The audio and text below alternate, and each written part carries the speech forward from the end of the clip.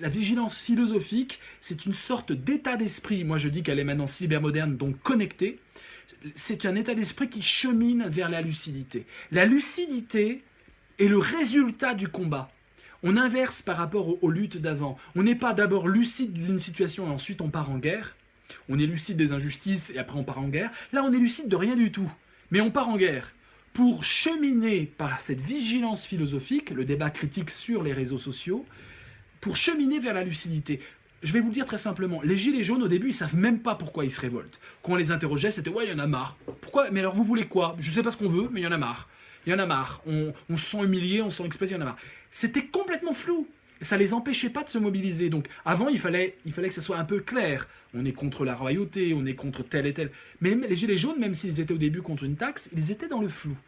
Et donc, on est dans la nécessité de créer des citoyens en termes éducatifs capables de ce que Fatima Shemar Haddad appelle la vigilance philosophique.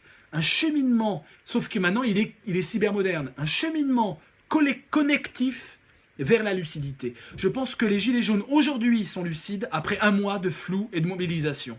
Et c'est peut-être au moment où ils n'ont plus tellement besoin d'être sur place et de se mobiliser de façon collective qu'ils accèdent à une certaine lucidité connective. Vous comprenez? C'est un accouchement. Je pense que pendant un mois, on a eu l'accouchement d'une zone affective intelligente, avec des fake news et tout ce que vous voulez, mais je vous ai expliqué la nuance à apporter à ça, c'est pas le bien, le mal.